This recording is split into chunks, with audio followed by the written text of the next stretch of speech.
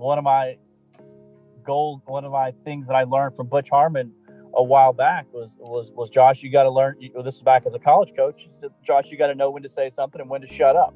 And it's a brilliant statement that we all sometimes overcoach and we overtry.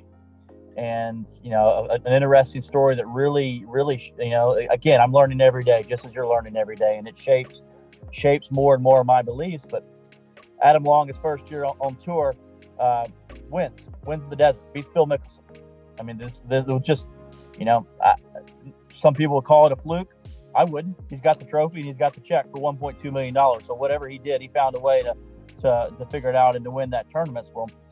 We spent that entire rest of the year almost overworking, overcoaching, trying to be too perfect, trying to get too good to validate that win.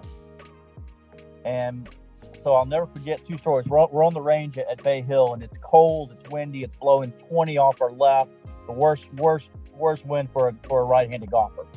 And then he's hitting 4-irons, and he's trying to perfect hitting 4-irons because he's not very long, and he knows he's going to have a lot of them. He's hitting it not great. And finally, I just said, stop. We're going to talk. We're not going to hit balls anymore. And I said, I want you to take a look up and down this range. There's 75 people in this range. Half of them don't know who you are, and the other half of them only know that you beat Phil Mickelson in the desert. But they darn sure don't know how many cuts you've missed in a row, and they don't care. So we got to quit trying to prove to others what we're doing. Let's just get Adam Long better. Let's get you better at golf.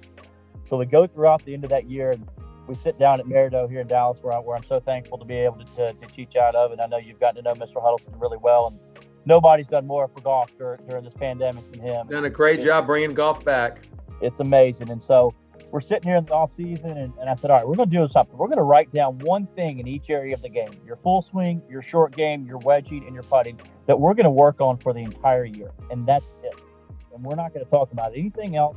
Every time we work, we're going to try to make that a little bit better. And that's the only technical thing we're going to do. And the rest is going to be performance-based, coaching, games, drills, fun, whatever. We got to get back to our roots. So we did that. He goes to finishes second in Mexico early that year, finishes first in strokes gained tee to green, hits it great. Gets to Sea Island. As you know, Sea Island can be blowing 30 and it's cold and windy. And very first day, he shoots 73, hits a bunch of hooks. And that's his mistake. So we get on the range, hits his first shot, and goes, what do you see? Didn't say a word. Hits his second shot. He goes, what do you see? I didn't say a word. Finally hits his third shot, and he turned around and was a little bit more vocal this time and added a little adjective in there and then said, what do you see? And I finally just simply looked at him and I said, Adam, what do you see? I said, why is your ball going left? We've talked about this. We know what causes left. What do we do to do that? He goes, well, I aim left. I aim a little bit more left. I get my path more left. I try to cut it off the trouble, cut it off the water. I said, so why did you need to ask me that question? And the whole point of that story and where I learned and where I'm becoming a better coach is that he wanted a golf lesson at that time. He didn't need a golf lesson.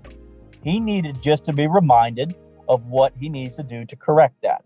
He wanted a fix. He wanted a Band-Aid. He wanted a lesson, and I wasn't going to give him one. And that's hard to do as a coach.